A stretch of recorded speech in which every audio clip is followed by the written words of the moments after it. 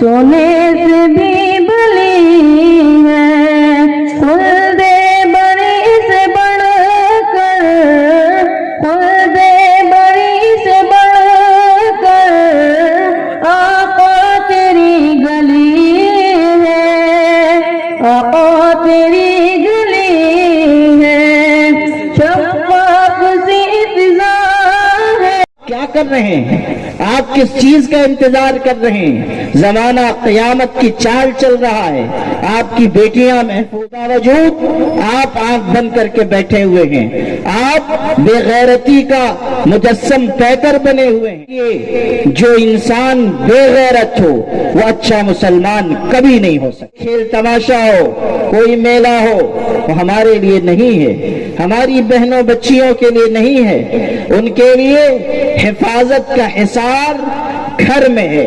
مطابق اس کو انجام دیجیے، اپنی پسند کو دین نہ بنائیے، اپنے ارمان کو دین نہ بنائیے، سنت کو چھوڑ کر بدعت کے راستے پر نہ جائیے۔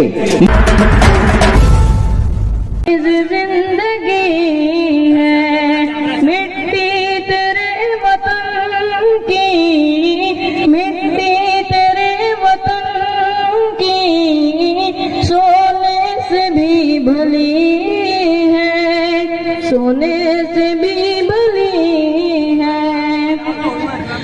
طائف کی واپسی پر، طائف کی واپسی پر رب نے انہیں بلا کر، رب نے انہیں بلا کر پوچھا مزاج ان کا، پوچھا مزاج ان کا، کیوں دل تیرا دکھی ہے، کیوں دل تیرا دکھی ہے۔ جا کر مدینہ دیکھو، جا کر مدینہ دیکھو، کیا چیز زندگی ہے، کیا چیز زندگی ہے۔ دوزخ میں جانے والے، دوزخ میں جانے والے جنت میں جا رہے ہیں، جنت میں جا رہے ہیں۔ سرکار دو جہاں کی، سرکار دو جہاں کی، کیا شان رہبری ہے، کیا شان رہبری ہے۔ مٹی تیرے وطن کی، سونے سے بھی بھلی ہے، جس کی مثال دنیا، جس کی مثال دنیا لائی نہ لا سکیں گی، لائی نہ لا سکیں گی۔ تم کو خدا نے آقا، تم کو خدا نے آقا ایسی کتاب دی ہے، ایسی کتاب دی ہے۔ مٹی تیرے وطن کی، سونے سے بھی بھلی ہے، سونے سے بھی بھلی ہے۔ السلام علیکم ورحمۃ اللہ وبرکاتہ۔ فرمائے اب میں بلا کسی تاخیر کے حضرت مولانا ولی رحمانی صاحب کے خلیفہ مجاز حضرت مولانا محمد عمرین محفوظ رحمانی محتمم دارالعلوم مہد ملت مالیگاؤں و جنرل سیکرٹری مسلم پرسنل لا بورڈ کو شعر کے ساتھ دعوت دیتا ہوں کہ دارا و سکندر سے یہ مرد فقیری اولا ہے، ان کی فقیری میں بوئے اسد اللہ، تیرا گفتار، تیرا کردار، تیرا نسب ہے عالی، بفضل خدا تیری تقریر سے پیدا ہوگی بوئے ولی اللہ۔ حضرت مولانا عمرین صاحب سے گزارش ہے کہ اپنے قیمتی ملفوظات سے ہم تمام کو محفوظ فرمائیں۔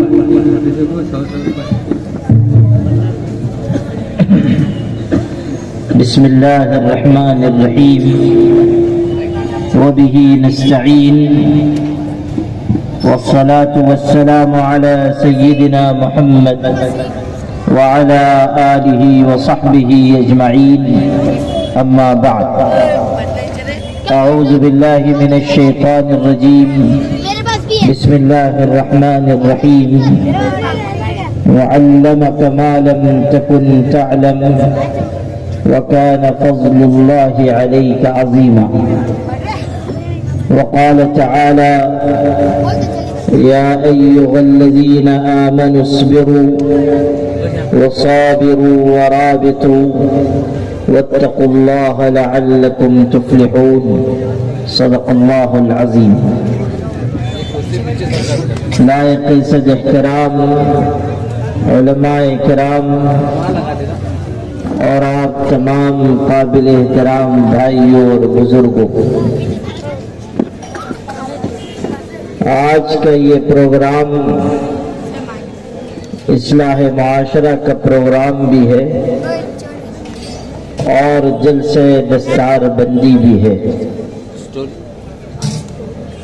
اور ان دونوں موضوعات پر ضروری باتیں آپ لوگوں سے عرض کرنی ہیں۔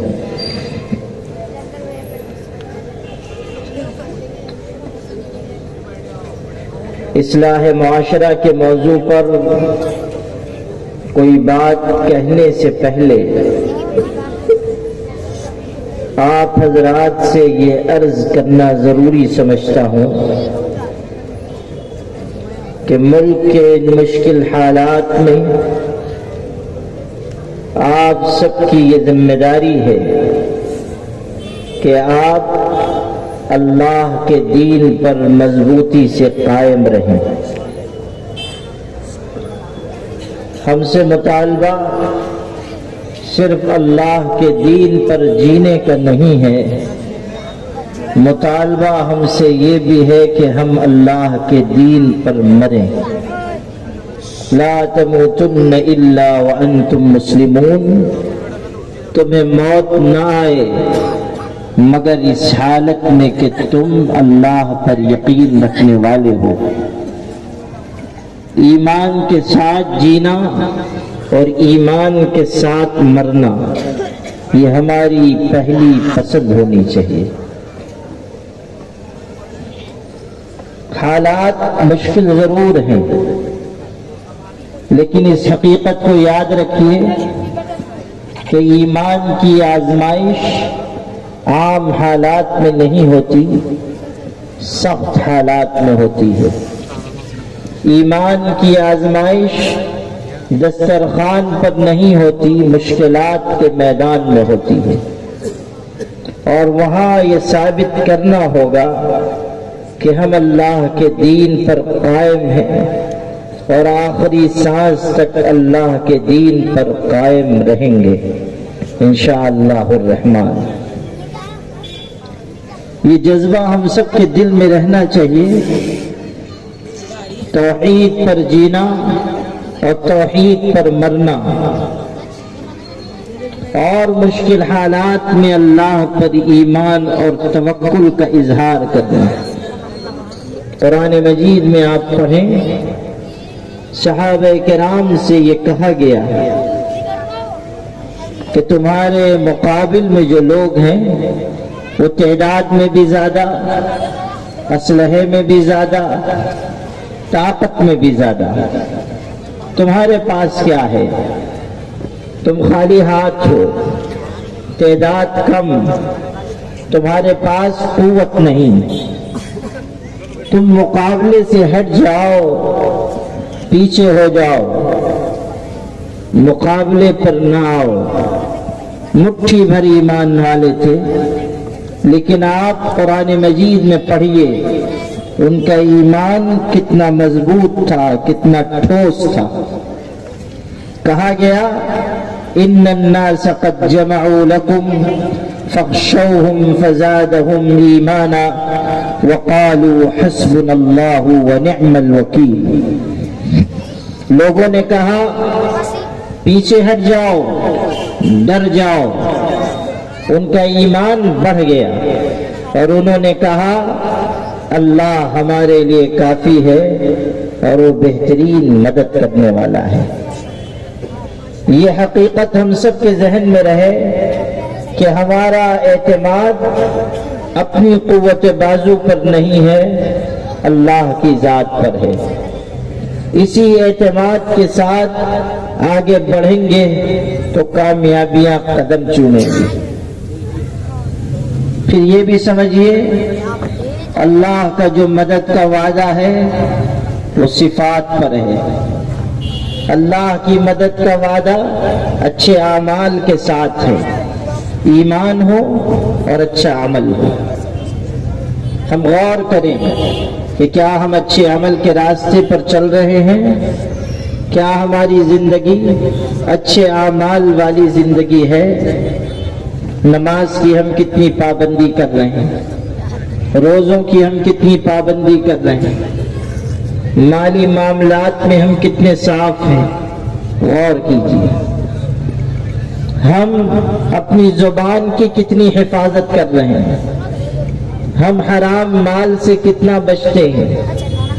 کتنے مسلمان بھائی ہیں حرام مال بے تکلف استعمال کر رہے ہیں؟ سود ہے، رشوت ہے، جوا ہے، استعمال کر رہے ہیں۔ ہمیں یہ خیال نہیں ہوتا کہ یہ حرام مال پیٹ میں جائے گا تو نہ صرف یہ کہ ہمیں بلکہ ہماری نسل کو بھی تباہ کر دے گا۔ حرام مال صرف فرد کو تباہ نہیں کرتا، نسل کو بھی تباہ کر دیتا ہے۔ حرام مال عبادت اور دعا کی قبولیت میں رکاوٹ بن جاتا ہے۔ مگر آج آپ دیکھیں، ارد گرد اپنے علاقے میں بھی دیکھیں کہ سود لیا جا رہا ہے، سود دیا جا رہا ہے، بسی لگا رہے ہیں۔ شادی کا وقت آ گیا، 2 لاکھ روپے ہیں، ہمیں 1,80,000 ہی دے دیجیے، 20,000 کاٹ لیجیے، باری سے پہلے دے دیجیے۔ یہ آپ کے یہاں بھی ہو رہا ہے، اور یہ کھلا ہوا سود ہے، کھلا ہوا سود ہے۔ جو لے رہا ہے وہ سود کھا رہا ہے، جو دے رہا ہے وہ سود کھلا رہا ہے، اور سود کھانے اور کھلانے والے دونوں پر اللہ کی لعنت ہے، دونوں پر اللہ کی پھٹکار ہے۔ لعن اللہ آکل الربا وموکلہ وکاتبہ وشاہدیہ وقال ہم سواء۔ ہمارے آقا فرما رہے ہیں اللہ کی لعنت سود کھانے والے پر، سود کھلانے والے پر، سود کا معاملہ لکھنے والے پر، سود کی گواہی دینے والے پر۔ اور ارشاد ہے یہ سب لعنت میں برابر کے شریک ہیں، یہ سب لعنت میں برابر۔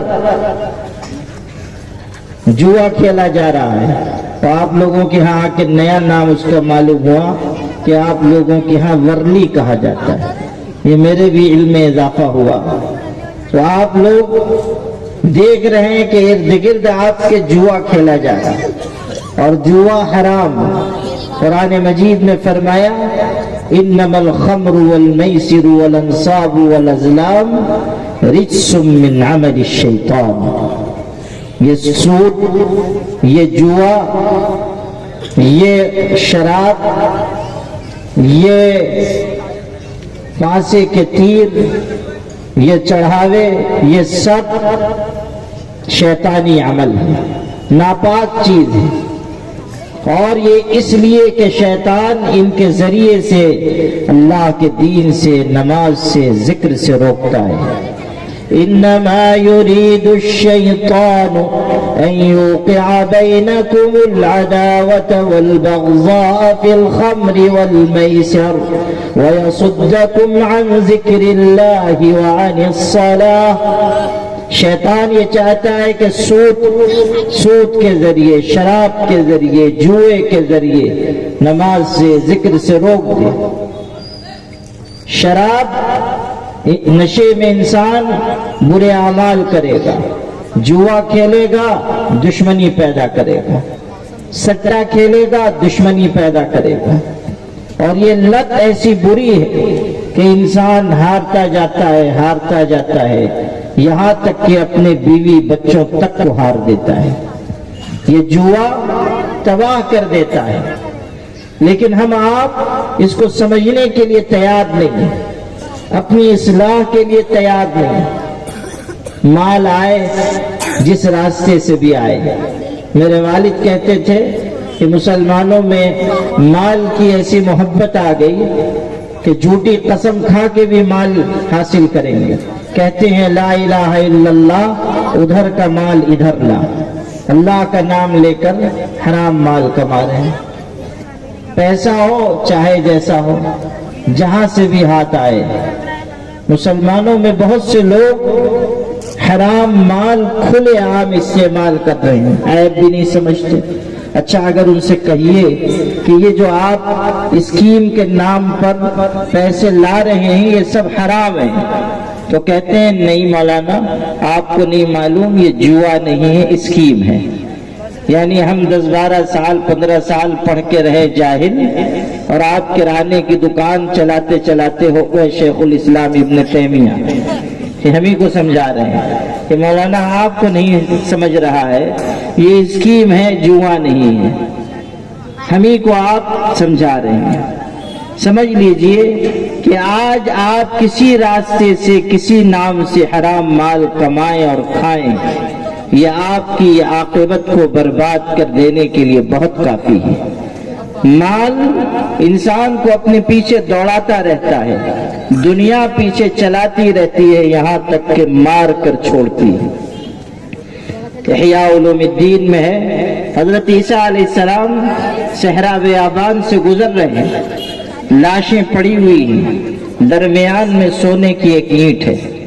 حضرت عیسیٰ علیہ السلام نے دیکھا، اس کے بعد لوگوں کو قصہ سنایا۔ ہوا یہ کہ وہ تینوں جو پڑے ہوئے ہیں مرے ہوئے آپس میں دوست تھے، چلے جا رہے ہیں، غریب تھے، پریشان حال، مصیبت زدہ، صحرا بیابان سے گزر رہے تھے۔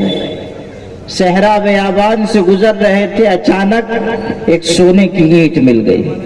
سونے کی اینٹ ملی، تینوں خوش ہو گئے، اور جب مال آیا تو دل میں خیال آیا کہ اب اچھا کھائے بھی، اچھا پہنے بھی۔ تو ان تینوں میں سے دو نے اپنے ایک ساتھی سے کہا کہ سونے کی اینٹ مل گئی، اب تم ذرا جاؤ بازار سے اچھے اچھے کھانے لے آؤ تاکہ ہم شکم سیر ہو کر کھائیں۔ وہ چلا گیا بازار کھانا لانے۔ جب بازار سے کھانا لیا تو شیطان نے اس کے دماغ میں خیال ڈالا کہ اینٹ ایک ہے، سونے کی اینٹ ایک ہے، اور اس میں شریک 3 لوگ ہیں۔ اب اگر تم ایسا کرو کہ اس کھانے میں زہر ملا دو تو تمہارے دونوں ساتھی کھا کر مر جائیں گے، اکیلے تم کو تنہا سونے کی اینٹ مل جائے گی۔ دونوں مر گئے، قصہ تمام ہوا، اس لیے تم کھانے میں زہر ملا دو۔ اس نے کھانے میں زہر ملا دیا۔ ادھر ان دونوں نے یہ سوچا کہ یہ بھی آ رہا ہے، ہمیں اینٹ ملے گی، اس کو بھی ایک ٹکڑا ملے گا، ایسا کیوں نہ کریں کہ اس کو مار ڈالیں اور اینٹ ہم دونوں آپس میں آدھی آدھی بانٹ لیں۔ چنانچہ دونوں نے تیاری کر کے رکھی۔ جیسے ہی یہ ساتھی کھانا لے کر آیا، دونوں نے حملہ کیا، اس کو قتل کر دیا۔ دونوں نے حملہ کر کے اس کو مار ڈالا، اور مار ڈالنے کے بعد اب جب زہر ملا ہوا کھانا دونوں نے کھایا تو وہ دونوں بھی وہی لمبے لیٹ گئے، انتقال پر ملال۔ نتیجہ یہ ہوا کہ 3 لاشیں ہیں اور درمیان میں سونے کی اینٹ پڑی ہوئی ہے۔ حضرت عیسیٰ علیہ السلام کا گزر ہوا، انہوں نے واقعہ ساتھیوں کو سنایا، اور سونے کی وہ اینٹ اٹھا کر اپنے حواریین سے کہا، یہ ہے تمہاری دنیا کی حقیقت، یہ ہے تمہاری دنیا جس کے پیچھے تم دیوانے ہو رہے ہو، یہ کس شاہراہ پر تم کو قتل کر دے گی، کوئی بھروسہ نہیں۔ انسان مال کے پیچھے دیوانہ ہے، حالانکہ مال آخرت میں کام نہیں آنے والا۔ انسان کے کام جو چیز آئے گی وہ اعمال ہے، انسان کے کام جو چیز آئے گی وہ اس کا ایمان ہے، اس کا یقین ہے۔ تو آج بہت سی حرام مال کی شکلیں ہمارے معاشرے میں، ہمارے سماج میں رائج ہیں۔ ہمیں ان تمام حرام شکلوں سے، حرام کے ایک پیسے سے بچنا چاہیے۔ حدیث پاک میں ہے قیامت کے دن انسان سے 4 سوال کیے جائیں گے، ان میں سے ایک سوال مال کے بارے میں ہوگا اور اس کے 2 حصے ہیں، اس سوال کے 2 ٹکڑے ہیں۔ پوچھا جائے گا مال کہاں سے کمایا، کہاں خرچ کیا، من این اکتسبہ وفیم انفقہ، مال کہاں سے حاصل کیا، کن کاموں میں خرچ کیا، یہ سوال ہوگا۔ اگر حلال جگہ سے کمایا، حرام میں لگایا تب بھی پکڑ، اگر حرام کمایا اور حرام میں خرچ کیا تب بھی پکڑ، اگر حرام کمایا حلال جگہ لگایا تب بھی پکڑ۔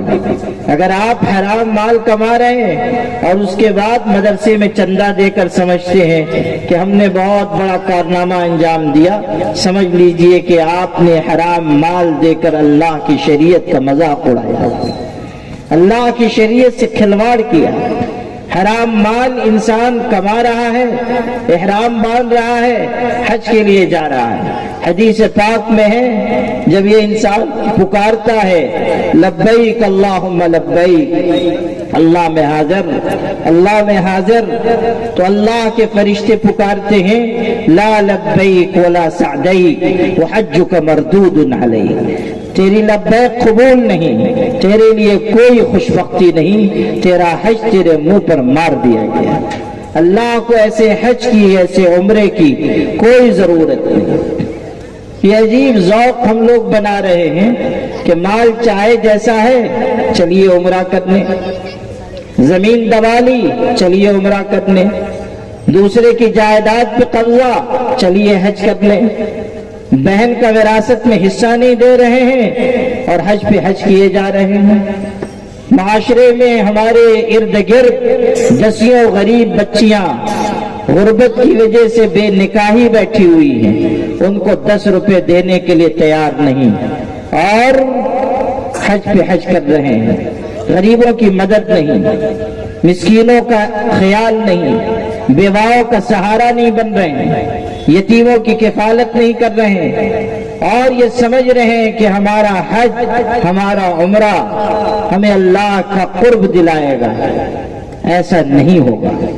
ہمیشہ یاد رکھیے اللہ کی محبت کا راستہ بندوں کی محبت کے راستے سے ہو کر گزرتا ہے۔ جب تک ہم خلق خدا سے محبت نہیں کریں گے، ان کے کام نہیں آئیں گے، ان کے ساتھ اچھا سلوک نہیں برتیں گے، اللہ کی مدد ہمیں نہیں ملے گی۔ خدمت بہت بڑی چیز ہے، خدمت کی عادت ڈالیے۔ مسلم شریف میں اور بیہقی میں روایت ہے کہ قیامت کے دن ایک جنتی انسان جہنم میں جھانک کر دیکھے گا، ایک جہنمی اس کو دیکھ کر پکارے گا ارے تم نے مجھ کو پہچانا نہیں؟ وہ کہے گا نہیں پہچانا، کون ہو تم؟ وہ کہے گا دنیا میں تم میرے پاس سے گزرے تھے، میں نے تم کو ایک گلاس پانی پلایا تھا، پیاس کی شدت میں تمہاری پیاس بجھائی تھی، آج اس ایک گلاس پانی کی وجہ سے تم اللہ کے ہاں میری سفارش کرتے ہو۔ وہ جنتی کہے گا ہاں یاد آیا تم نے میری مدد کی تھی، اور پھر وہ اللہ سے کہے گا کہ اس شخص نے میری خدمت کی تھی، مجھے پانی پلایا تھا، اللہ تو اس کو معاف کر دے۔ تو اللہ تعالیٰ اس کی سفارش سن کر اسے جہنم سے نکال کر جنت میں داخل کر دے گا، جہنم سے نکال کر جنت میں داخل کر دے گا۔ غور کیجیے، ایک گلاس پانی پلایا، خدمت کی، وہ نیکی اس کے کام آ جائے گی اور جنتی کی سفارش اس کے حق میں قبول کی جائے گی۔ میرے بھائیوں، ہم خدمت کرنے کی عادت ڈالیں، اپنے بھائیوں کی خدمت، اپنے پڑوسیوں کی خدمت، اپنے ساتھ اٹھنے بیٹھنے والوں کی خدمت، اور یہ نہ دیکھیے کہ کون مسلمان ہے اور کون ہندو ہے، سب کی خدمت کیجیے، سب کے کام آئیے۔ ہمارے ہندو بھائی ہوں ان سے بھی اچھا ربط اور تعلق رکھیے، ضرورت پڑے ان کی مدد کیجیے، اللہ نے مسلمان کو اس روئے زمین پر خدمت کے لیے رکھا ہے، درد دل کے لیے رکھا ہے۔ ہمارے برادران وطن، ہمارے ہندو بھائی، دوسرے سماج کے لوگ، ان کے ساتھ بھی ہمارے رابطے مضبوط رہنے چاہیے۔ ہم ان کے سامنے دین کی صحیح تصویر پیش کریں۔ یہ نہ ہو کہ ایک دیوار ہمارے اور ان کے درمیان ہے، پڑوس میں ہمارے رہ رہے ہیں، لیکن ہمیں پتہ نہیں کہ ان کا درد کیا ہے، ان کی تکلیف کیا ہے، ان کی الجھن کیا ہے، کس طرح وہ جی رہے ہیں، کس طرح وہ زندگی گزار رہے ہیں۔ سیدنا عبداللہ ابن عباس رضی اللہ عنہ حضور کے چچا زاد بھائی ہیں، ایک دن گھر تشریف لائے دوپہر کے وقت، پوچھا کیا بنا ہے؟ گھر والوں نے کہا سالن بنا ہوا ہے، شوربہ بنا ہوا ہے، اچھا کھانا بنا ہوا ہے۔ حضرت نے پوچھا اہدیتم لجارنا الیہودی، کیا تم نے ہمارے یہودی پڑوسی کو بھیجا ہے؟ یعنی ہمارے گھر میں جو کھانا بنا پڑوسی کو حصہ دیا ہے؟ گھر والوں نے کہا نہیں دیا۔ ارشاد فرمایا تب میں بھی نہیں کھاؤں گا، جب تک پڑوسی کو اس کھانے میں سے حصہ نہیں پہنچے گا ایک لقمہ نہیں اٹھاؤں گا۔ غور کیجیے، یہودی پڑوسی ہے، دوسرے مذہب کا ماننے والا ہے، لیکن ہمارے آقا صلی اللہ علیہ وسلم کی تربیت یہ ہے کہ ہم پڑوسیوں کا خیال رکھیں، ہم دوسرے مذہب کے لوگوں کا بھی خیال رکھیں، ان کے کام آئیں، ان کی مدد کریں۔ آپ یہاں رہ رہے ہیں، آپ کے ارد گرد ہندو بھائی بسے ہوئے ہیں، آپ کو اخلاق کا نمونہ پیش کرنا چاہیے، آپ کو دین کی صحیح تصویر پیش کرنی چاہیے۔ ہم لوگ اس ملک میں برسوں سے ایک ساتھ رہتے چلے آئے ہیں، دونوں سماج کے لوگ اسی ملک میں رہ رہے ہیں، اسی مٹی پر جی رہے ہیں، اور بہت سی چیزیں آپس میں ایک دوسرے کے دکھ سکھ کی ایسی ہیں جس میں ہم شریک ہوتے ہیں۔ اس روایت کو قائم رکھیے، یہی دین ان تک پہنچنے کا ذریعہ ہے۔ اس روایت کو قائم رکھیے، یہ نہ ہو کہ نفرت کی سوداگری کرنے والے کامیاب ہو جائیں، فرقہ پرستی کے بیج لاکھ بوئے جاتے رہیں۔ ہم کو اور آپ کو محبت کی بات کرنی چاہیے، ہم کو اور آپ کو ایک دوسرے سے مضبوط تعلق قائم رکھنے کی بات کرنی چاہیے۔ ہندو ہو یا مسلمان، سب کی رگوں میں خون ایک جیسا دوڑ رہا ہے، سب ایک ماں باپ کی اولاد ہیں۔ آدم و حوا کی جیسے آپ اولاد ہیں وہ بھی اولاد ہیں، آپ جس طرح اللہ کے بندے ہیں وہ بھی اللہ کی مخلوق ہیں، کسی اور نے ان کو نہیں پیدا کیا، اللہ نے ان کو بنایا ہے۔ اس لیے ہمیں ان کا خیال رکھنا چاہیے، مدد کرنی چاہیے اور ان کے کام آنا چاہیے۔ یاد رکھیے، خدمت دل تک پہنچنے کا ذریعہ ہے، خدمت روح کو روشن کر دینے کا ذریعہ ہے۔ اس لیے اس ملک میں اور اس بستی میں رہتے ہوئے ہمیں یہ طریقہ اپنانا ہوگا۔ اس کے ساتھ یہ بھی ذہن میں رکھیے کہ جو ہماری اپنی خامیاں ہیں انہیں مٹائے بغیر ہم آگے نہیں بڑھ سکتے، انہیں مٹائے بغیر ہم اللہ کی مدد نہیں پا سکتے۔ ہوتا یہ ہے، کوئی مشکل آتی ہے، کوئی دشواری آتی ہے، کوئی مصیبت آتی ہے، ہم فوراً کہہ دیتے ہیں کہ یہ فلانوں کی وجہ سے ہم پر مصیبت آئی۔ عجیب بات ہے، کبھی ہم اپنے گریبان میں نہیں جھانکتے کہ ہم کہاں کھڑے ہیں، ہم میں کیا خامی ہے، ہم میں کیا کمزوری ہے۔ حضرت عبداللہ ابن مسعود رضی اللہ عنہ بہت بڑے صحابی ہیں، بیمار ہوئے، صحابہ ان کی بیمار پرسی کے لیے آئے، دیکھنے کے لیے آئے۔ پوچھا ما تشتکی ابن مسعود، حضرت آپ کو کیا تکلیف ہو گئی، کیا بیماری ہو گئی؟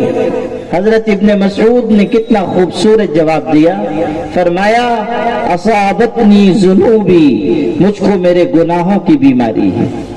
کوئی بیماری نہیں بتائی، بخار ہے، سردی ہے، یہ نہیں فرمایا، مجھ کو میرے گناہوں کی بیماری ہے۔ اپنا احتساب کر رہے ہیں، اپنا جائزہ لے رہے ہیں، اپنی کمی تلاش کر رہے ہیں۔ ہم آپ اپنی کمی ڈھونڈنے کے بجائے دوسروں پر الزام رکھتے ہیں، اپنی خامی تلاش کرنے کے بجائے دوسروں کو اس کا ذمہ دار ٹھہرا دیتے ہیں اور مطمئن ہو جاتے ہیں۔ ہم لوگوں کا حال ویسے ہی ہے جیسے ایک دلچسپ قصہ ہے، وہ سن لیجئے۔ میرے والد سناتے تھے کہ ایک مرتبہ 3 بیوقوف ایک راستے سے گزر رہے تھے۔ راستے کے کنارے نظر پڑی تو ایک بہت اونچا مینار دکھائی دیا، اونچا مینار۔ تو تینوں بیوقوف تھے، آپس میں بات چیت کرنے لگے۔ اتنا اونچا مینار، انسان 5-6 فٹ کا، مینار 150 فٹ کا، کیسے یہ بنا ہوگا؟ تو ان میں سے ایک بیوقوف نے کہا، ارے یہ آج کے زمانے کا تھوڑی ہے، جب لوگ بھی اتنے ہی اونچے اونچے ہوتے تھے، یہ اس زمانے میں بنایا گیا ہے۔ آپ عقل کا اندازہ کر لیجئے ان کے جواب سے کہ یہ اسی زمانے کا ہے جب لوگ اتنے اونچے تھے۔ دوسرے نے کہا نہیں، اصل بات یہ ہے کہ اس مینار کو زمین پہ بنایا گیا تھا، اس کے بعد کھڑا کر دیا گیا۔ یہ دوسرے نے حکمت بیان فرمائی۔ تیسرا جو ان دونوں کا بھی امام تھا اور بہت ہی بزرگ ہستی، اس نے بہت ہی عجیب بات کی، کہنے لگا تم دونوں بیوقوف ہو۔ ایک کہتا ہے جب لوگ اتنے اونچے تھے جب یہ مینار بنا، ایک کہتا ہے زمین پہ بنایا گیا، کھڑا کر دیا گیا۔ تم دونوں بیوقوف ہو، تم لوگوں کو کس نے کہا کہ یہ مینار ہے؟ یہ تو کنواں ہے جس کو الٹا کر دیا گیا ہے۔ یہ تیسرا والا جو ہے بہت ہی دور کی کوڑی لے کے آیا، کہتا ہے کنواں ہے، اس کو الٹا کر دیا گیا۔ تو جس طرح ان تینوں بیوقوفوں نے مینار کے سلسلے میں اپنی عقل استعمال کی اور ٹھوکر کھائی، اسی طرح ہم اپنی دشواریوں، اپنی مشکلات، اپنی پریشانیوں کے بارے میں جو سبب تلاش کرتے ہیں عام طریقے پر وہ غلط ہوتا ہے۔ سبب قرآن سے پوچھئے کہ ہماری مشکل کا سبب کیا ہے، ہماری دشواری کا سبب کیا ہے؟ قرآن بتاتا ہے ما اصابکم من مصیبت فبما کسبت ایدیکم ویعفو عن کثیر۔ جو مصیبت تم کو پہنچ رہی ہے تمہارے ہاتھوں کی کمائی کا نتیجہ ہے۔ تمہارے گناہ، تمہاری غلطیاں، تمہاری خامیاں، تمہارے قصور، وہ تمہاری کامیابی کی راہ میں رکاوٹ ہے، وہ اللہ کی مدد کو روکنے والے ہیں۔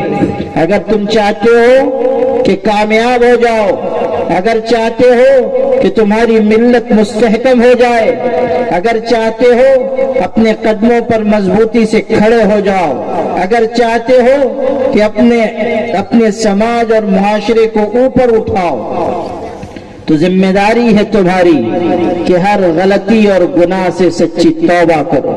سیدنا علی رضی اللہ عنہ ارشاد فرماتے تھے کہ یاد رکھو، بلا، مصیبت گناہ کے راستے سے آتی ہے، استغفار کے راستے سے جاتی ہے۔ توبہ کے راستے سے مصیبت جاتی ہے، بلا ٹلتی ہے۔ استغفار کریں گے، خدا کے آگے روئیں گے، گڑ گڑائیں گے، مسجدوں کو آباد کریں گے، ٹھنڈک کے موسم میں فجر کی نماز باجماعت پڑھیں گے، تلاوت کریں گے، اللہ کی مدد آئے گی۔ اور اگر یہ حال ہے کہ اذان ہو رہی ہے، مسجد نہیں جا رہے ہیں، تلاوت نہیں کرتے، نگاہ کی حفاظت نہیں کرتے، موبائل پر ننگی تصویریں دیکھ رہے ہیں، ہمارے جوان یہاں وہاں بھٹک رہے ہیں، بدکاری اور زناکاری میں مبتلا ہیں، تو پھر سمجھ لیجیے اللہ کی مدد و نصرت ہم سے روٹ جائے گی۔ اللہ کی مدد و نصرت ہمارے اوپر، ہمارے سماج پر نہیں آئے گی۔ کتنے ماں باپ ہمارے سماج میں ہیں، بیٹوں کی خدمت کے منتظر، کوئی ان کو دیکھنے والا نہیں۔ لڑکے ان کے گلی محلوں میں نکڑوں پر بیٹھ کر موبائل میں گیم کھیل رہے ہیں، موبائل میں جوئے کھیل رہے ہیں، یہاں وہاں بیٹھ کر غلط قسم کی حرکتوں میں لگے ہوئے ہیں۔ کوئی خیال نہیں ماں کس حال میں، باپ کس حال میں، ان کو علاج کی ضرورت، ان کو دوا کی ضرورت، کوئی توجہ نہیں۔ میں آپ کو اپنے یہاں کا واقعہ سناؤں. ہمارے یہاں مالیگاؤں میں جو مدارس کا شہر ہے، مساجد کا شہر ہے، ایک بوڑھی خاتون مجھ سے ملنے کے لیے آئی. میری والدہ نے تعارف کرایا، فلاں خاتون ہے، بہت بوڑھی بیچاری، یہ کچھ اپنی بات تم سے کہنا چاہتی ہے. وہ بیچاری بوڑھی عورت، اس نے جو داستان درد مجھ کو سنائی وہ میرے دل پر نقش ہے. کہنے لگی میرے چار جوان بیٹے ہیں، شادی ہو گئی، نکاح ہو گیا، صاحب اولاد ہیں، اچھا کھاتے کماتے ہیں، کوئی تکلیف نہیں، کوئی پریشانی نہیں، بیوی بچوں کے ساتھ خوش.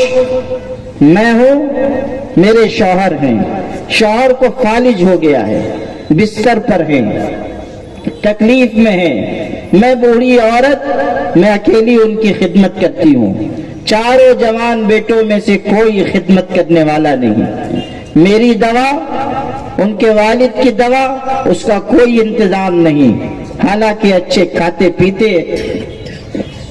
گھر میں رہ رہے ہیں، ہمارے بچے خوشحال ہیں، لیکن اس کے باوجود یہ صورتحال. اور برسوں سے ہماری طرف سے لاپرواہ. یہ کہتے کہتے وہ بیچاری خاتون رونے لگی، بوڑھی عورت رو رہی ہے. میری والدہ نے بتایا کہ یہ خاتون برسوں سے یہ ظلم جھیل رہی ہے، اور روتے روتے بیچاری کی ایک آنکھ کی بینائی چلی گئی، روشنی چلی گئی.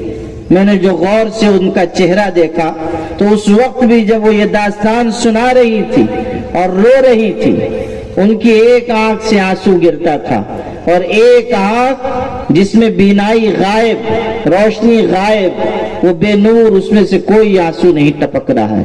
اب بھی ان کا وہ درد بھرا چہرہ میری نگاہ کے سامنے آتا ہے، اور میں سوچنے پہ مجبور ہو جاتا ہوں کہ اس سماج پر اللہ کی کیسے رحمت آئے گی جس سماج میں چار جوان بچے اپنے بوڑھے ماں باپ کا خیال نہیں رکھ پاتے.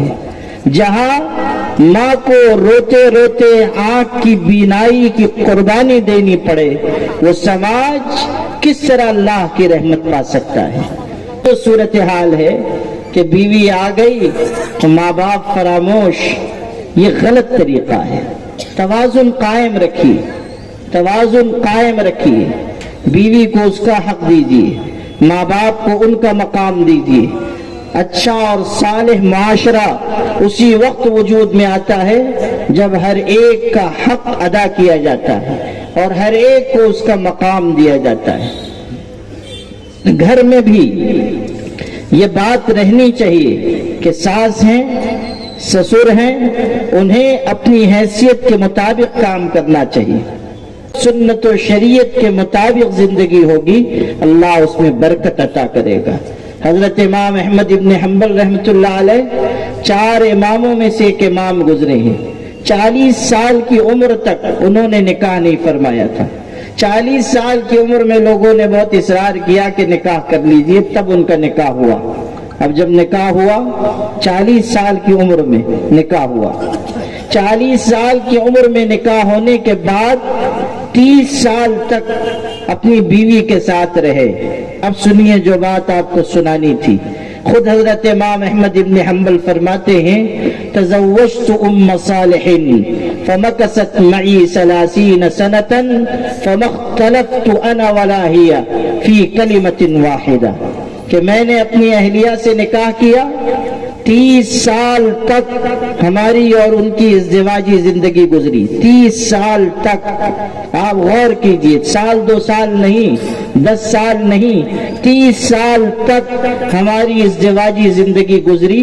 مگر اس 30 سال کی مدت میں کبھی میرا اور میری بیوی کا ایک لفظ کبھی اختلاف نہیں ہوا، آپس میں ایک جملے کا اختلاف نہیں ہوا. شریعت و سنت پر عمل کی یہ برکت ہوتی ہے. اگر نکاح آسان ہو، نکاح سادہ ہو، نکاح سنت و شریعت کے مطابق ہو، اللہ اس میں برکت دے گا. یہ جو ہمارے سب جوان بڑی تعداد میں ہیں، یہ اس بات کا ارادہ کریں کہ نکاح سنت کے مطابق، شریعت کے مطابق، اللہ کے حکم کے مطابق، اسی راستے پر ہمیں چلنا ہے. آج نکاح میں جو شادی بیاہ میں فضول خرچی ہو رہی ہے وہ بھی ہمارے سماج کا بہت بڑا ناسور ہے۔ آپ دیکھ لیجئے کہ ایسے ایسے کاموں پہ ہم خرچ کر رہے ہیں جس کا کوئی سر نہ پیر۔ آج کل بڑے بڑے شہروں میں موٹے موٹے کارڈ دعوت نامے چھاپے جاتے ہیں۔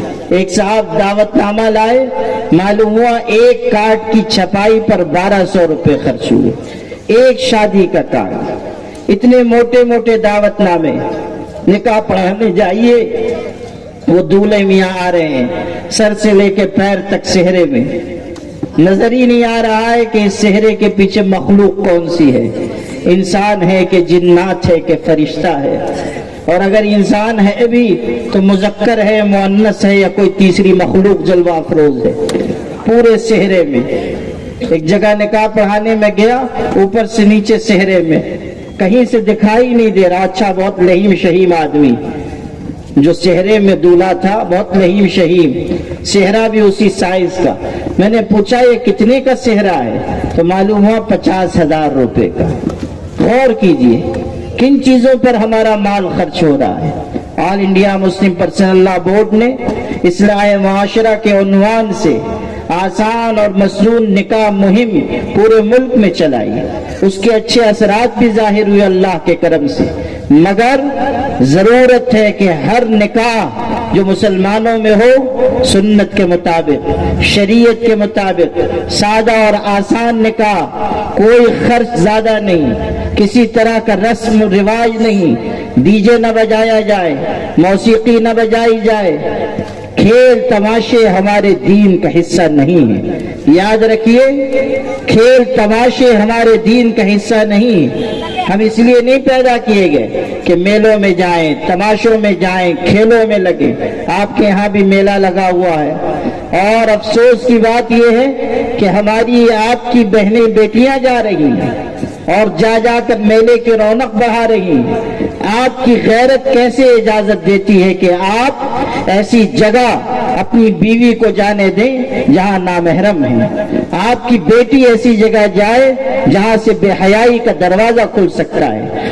آپ کی غیرت کیسے آپ کو اس بات کی اجازت دیتی ہے کہ آپ اپنی بہن کو ایسی جگہ بھیجیں جہاں وہ جا کر وہ کسی غلط راستے پر جا سکتی ہے؟ ہمارا دین حیا کا دین ہے، پاک دامنی کا دین ہے، عفت و طہارت کا دین ہے، ہمارا دین شرم کا دین ہے، ہمارا دین ہر ناجائز اور بے حیائی کے کام پر روک لگانے والا دین ہے۔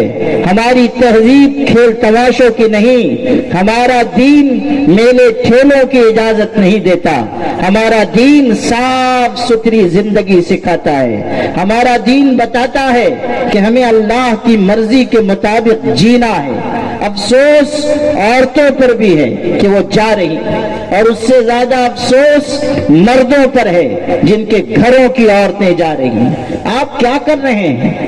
آپ کس چیز کا انتظار کر رہے ہیں؟ زمانہ قیامت کی چال چل رہا ہے، آپ کی بیٹیاں محفوظ نہیں، ارتداد کے دروازے کھل رہے ہیں، اس کے باوجود آپ آنکھ بند کر کے بیٹھے ہوئے ہیں، آپ بے غیرتی کا مجسم پیکر بنے ہوئے ہیں۔ یاد رکھیے جو انسان بے غیرت ہو وہ اچھا مسلمان کبھی نہیں ہو سکتا۔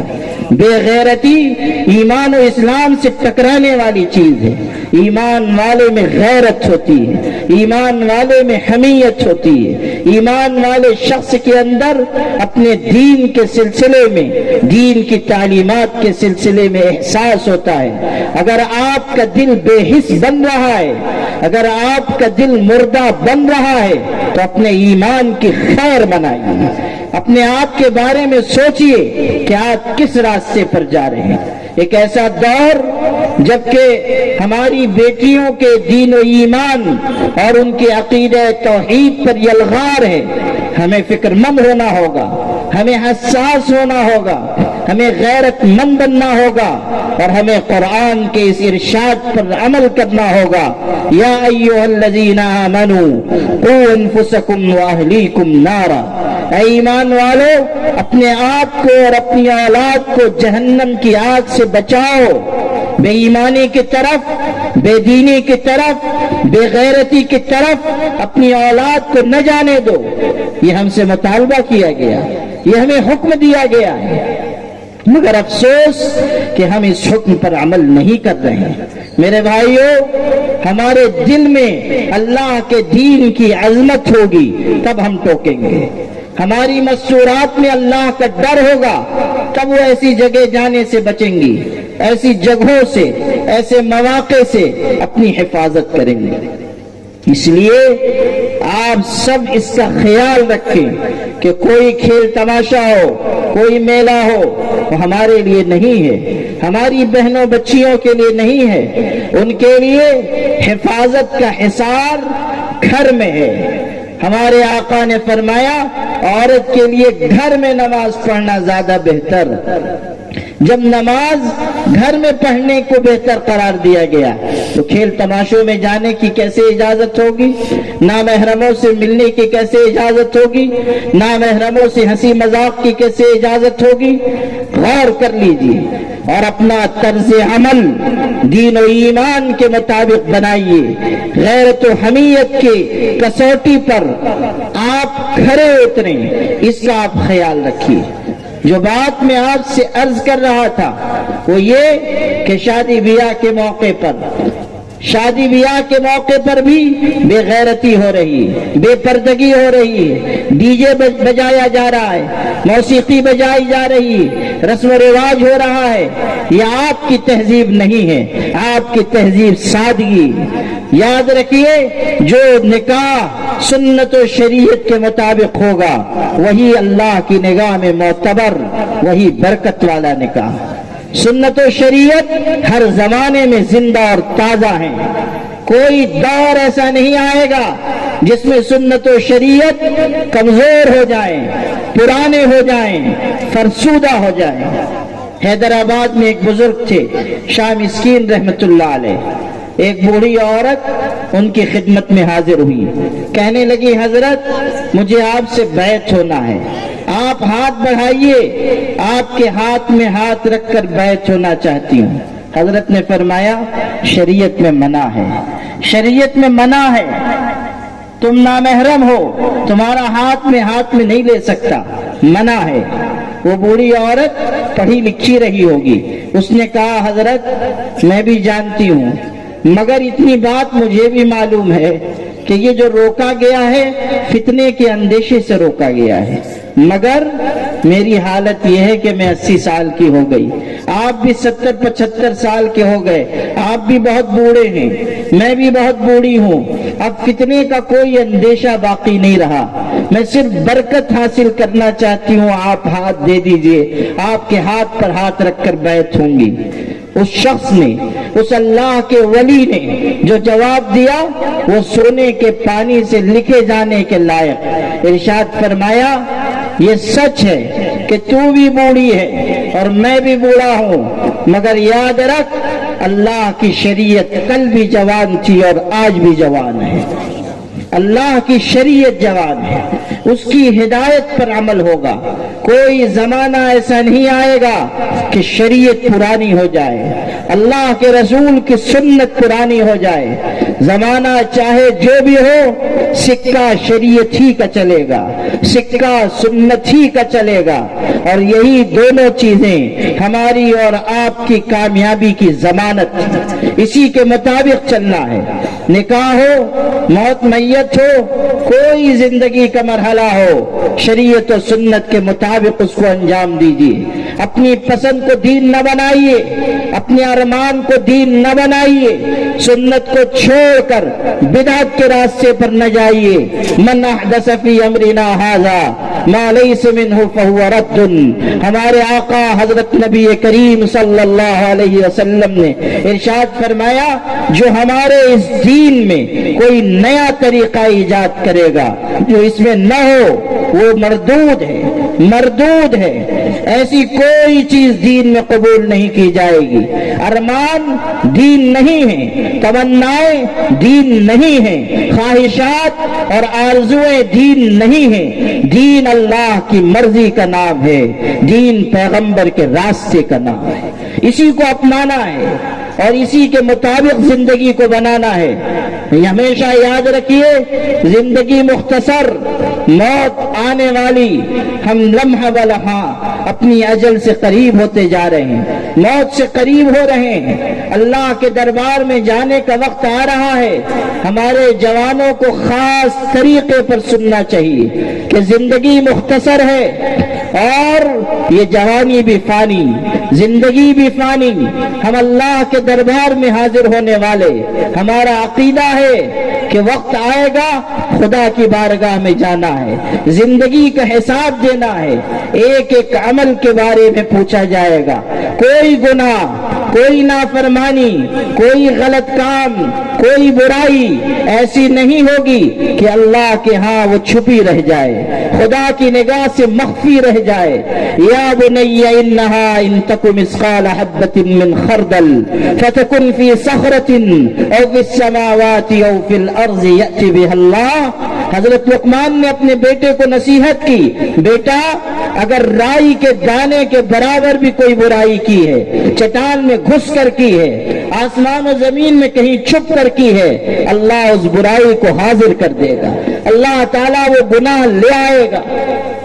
گناہ کرتے ہوئے ہمارے جوان کھڑکی دروازے بند کرتے ہیں، کوئی دیکھ نہ لے، مگر اس حقیقت کو بھول جاتے ہیں کہ دنیا کا کوئی انسان یہ طاقت نہیں رکھتا کہ وہ اس دروازے کو بند کر دے جو اس کے اور اللہ کے درمیان ہے۔ کون اس دروازے کو بند کر سکتا ہے؟ کون خدا کی نگاہ کے آگے پردہ ڈال سکتا ہے؟ اللہ ہر چیز کو دیکھنے والا، ہر بات کو سننے والا، ہر عمل کی نگرانی کرنے والا، اور قیامت کے دن سارے اعمال کا حساب لینے والا ہے۔ آج اپنی زندگی کا محاسبہ کیجئے کہ ہم نے کل کے لیے کیا تیاری کی ہے، آخرت آنے والی ہے، ہم نے قیامت کے لیے کیا توشہ لیا ہے۔ سیدنا ابو ہریرہ رضی اللہ عنہ دنیا سے جانے کا وقت ہے، رو رہے ہیں۔ کسی نے حیرت سے پوچھا آپ رو رہے ہیں؟ حضرت نے فرمایا ہاں، دنیا چھوٹ جانے پر نہیں روتا، رونا اس پر ہے سفر بہت لمبا ہے، توشہ بہت مختصر ہے۔ سفر بہت لمبا ہے، توشہ بہت تھوڑا ہے، اس پر رونا آ رہا ہے۔ قرآن پاک کہہ رہا ہے یا ایھا الذین آمنوا اتقوا اللہ ولتنظر نفس ما قدمت لغد واتقوا اللہ۔ اے ایمان والو اللہ سے ڈرو اور تم میں سے ہر انسان غور کرے آنے والے کل کی اس کے پاس کیا تیاری ہے۔ آج توبہ کرو، آج اللہ سے معافی مانگو، آج گناہ کو چھوڑو تاکہ کل کامیاب ہو سکو۔ اصلاح معاشرہ کے جلسے کا مطلب یہ نہیں کہ تقریر سنیے اور غائب، اصلاح معاشرہ کا مطلب یہ کہ اپنے آپ کو بدلیے تاکہ اللہ آپ کی قسمت سنوارے، آپ کی تقدیر بنائے، آپ کی دنیا اور آخرت کی کامیابی کا فیصلہ کرے۔ میرے بھائیوں، اس پیغام کے ساتھ اس جلسے سے جائیے، اور مدرسے کے جو طلبہ جنہوں نے یہاں قرآن مجید کے حفظ کی تکمیل کی، لائق مبارکباد ہیں۔ اور وہ مدرسہ جو آپ کے ہاں ہے مفید الاسلام کے نام سے، اس کی خدمت بھی بڑی لمبی اور قدیم ہے۔ آپ کو اس ادارے کی بھی اور اس ادارے سے جڑے ہوئے اساتذہ کی بھی قدر کرنی چاہیے۔ مدرسہ ہمارے لیے بنیاد ہے۔ یاد رکھیے، آپ مدرسے کی خدمت، عظمت، اہمیت، افادیت جانتے ہو یا نہ جانتے ہو، جو لوگ مدرسے کے دشمن ہیں وہ اچھی طرح جانتے ہیں کہ مدرسے کی طاقت کیا ہے۔ ہمیشہ یاد رکھیے، جب تک مدرسہ قائم ہے یہ امت اپنے قدموں پر کھڑی ہے، جب مدرسہ ٹوٹے گا یہ امت اپنے قدموں پہ کھڑی نہیں رہ سکے گی۔ مدرسہ ہماری بنیاد ہے۔ کوئی تنظیم، کوئی جماعت، کوئی جمعیت، کوئی ملی ادارہ، کوئی دینی تحریک دنیا کی ایسی نہیں ہے جس کی خدمت کا وہ تسلسل ہو جو اللہ نے مدرسے کو عطا کیا ہے۔ مدرسہ سب سے بڑی خدمت ہے دین کی حفاظت کی، دین کی تبلیغ کی۔ مدرسہ وہ چیز ہے جس کی بنیاد ہمارے آقا حضرت محمد مصطفیٰ صلی اللہ علیہ وسلم نے اپنی مسجد میں رکھی۔ مدرسے کی عظمت کو اپنے دل میں لائیے، مدرسے سے محبت کیجیے، مدرسے کو آگے بڑھائیے، اور مدرسے میں پڑھنے پڑھانے والوں کو حقیر نہ سمجھیے۔ یہ اگر کمزور ہیں مال کے اعتبار سے تب بھی آپ انہیں کمتر نہ سمجھیے، اس لیے کہ یہ وہ لوگ ہیں کہ جس وقت ملت پر حالات آتے ہیں اگلی صفوں میں آپ انہی کو پاتے ہیں، اگلی صفوں میں یہی مدرسے کے پڑھنے پڑھانے والے لوگ ہوتے ہیں۔ اس لیے اس ادارے کی بھی اور تمام دینی اداروں کی آپ عظمت اپنے دل میں رکھیے۔ جو دینی تحریکات ہیں، دینی جماعتیں ہیں، ہمیں ان کا بھی لحاظ کرنا چاہیے، ان کے کاموں میں بھی حصہ لینا چاہیے، اس میں بھی ہمیں تعاون کرنا چاہیے۔ دین کے ہر کام میں شرکت ہمارے اور آپ کے لیے عین سعادت ہے۔ اللہ پاک آج کے اس جلسے کو قبول فرمائے۔ یہ ہمارے برادر مکرم جناب مولانا مفتی صدیق صاحب کا اصرار تھا، کئی دفعہ انہوں نے مجھے دعوت دی، حاضر نہیں ہو سکا، آج الحمدللہ کہ حاضر ہوا، آپ حضرات سے کچھ دین کی بات کرنے کا موقع ملا۔ اللہ تعالیٰ آپ سب کے آنے کو، جمع ہونے کو قبول فرمائے۔ وآخر دعوانا الحمدللہ رب العالمین۔ اللهم لك الحمد كما ينبغي لجلال وجهك وعظيم سلطانك۔ اللهم صل على سيدنا محمد وعترته بعدد كل معلوم لك۔ اللهم أنت السلام ومنك السلام، تباركت يا ذا الجلال والإكرام۔ اے اللہ اپنے فضل و کرم سے ہم سب کے گناہوں کو معاف فرما، خطاؤں اور لغزشوں سے درگزر فرما۔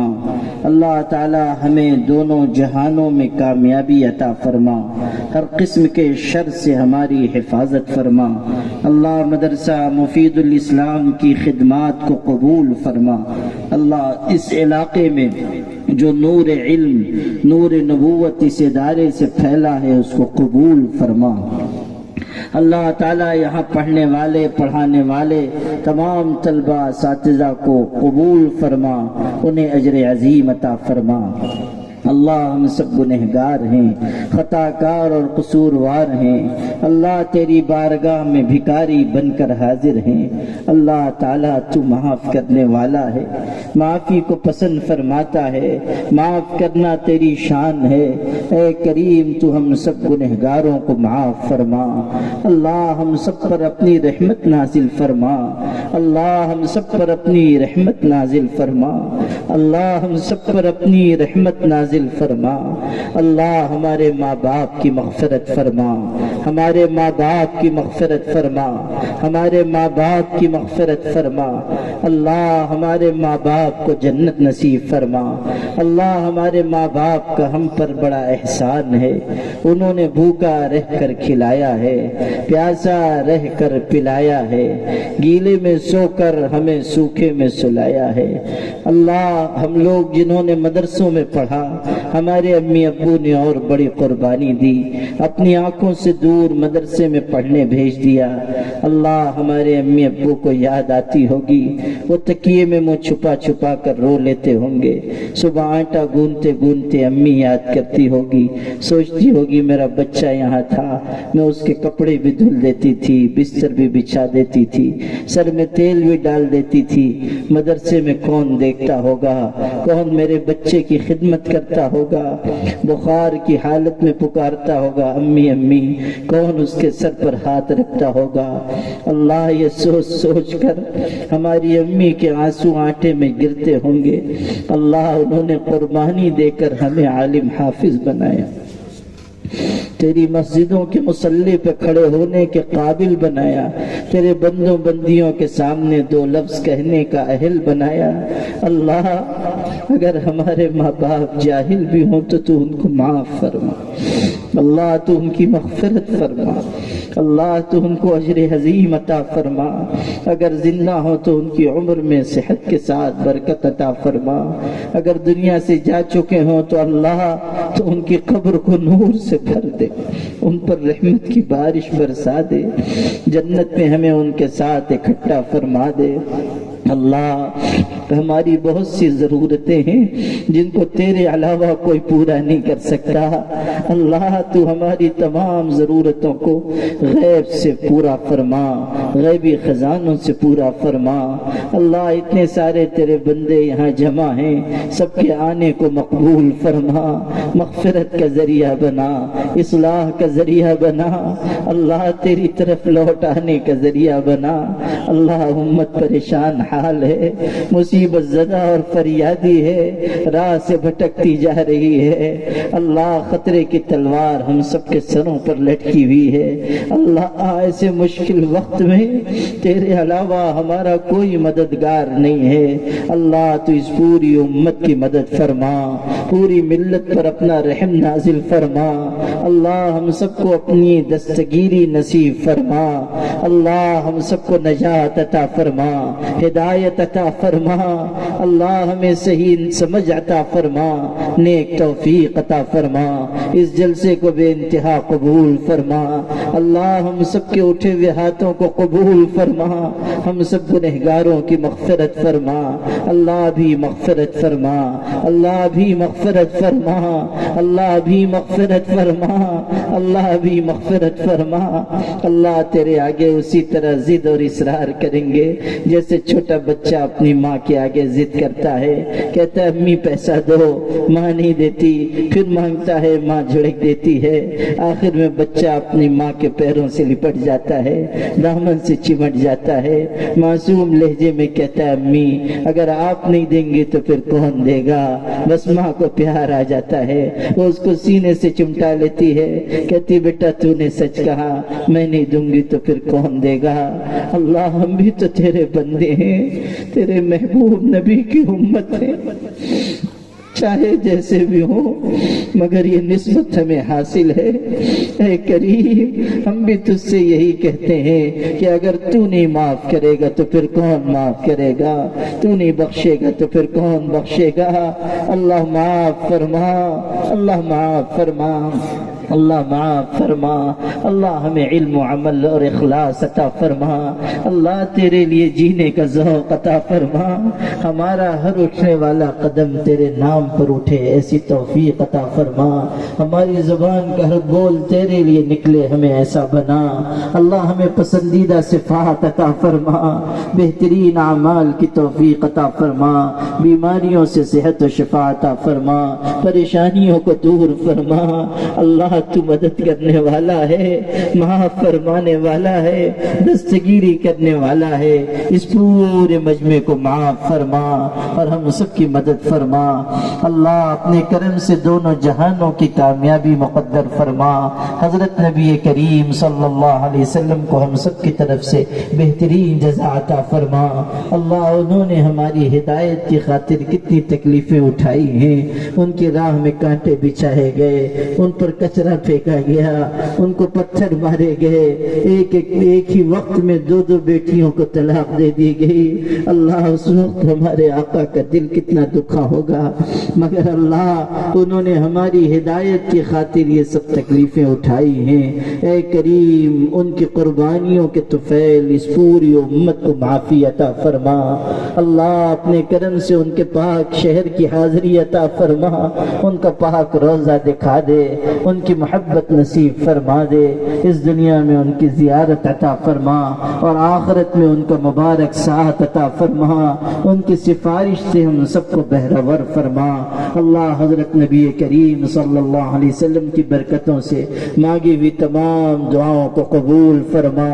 اللہ جو لوگ بے قصور گرفتار ہیں ان کی رہائی کے فیصلے فرما، ان کے لیے عافیت کی راہیں مقدر فرما، اللہ تعالی ان کی مدد فرما، ان کی نصرت فرما، ہم سب کو کو اور ہماری اہل و اولاد کو آخری سانس تک دین و ایمان اور اچھے اعمال پر قائم فرما. جو مانگا ہے عطا فرما، جو نہیں مانگ سکے وہ بھی نصیب فرما. ربنا تقبل منا انك انت السميع العليم وتب علينا انك انت التواب الرحيم. سبحان ربك رب العزة عما يصفون وسلام على المرسلين والحمد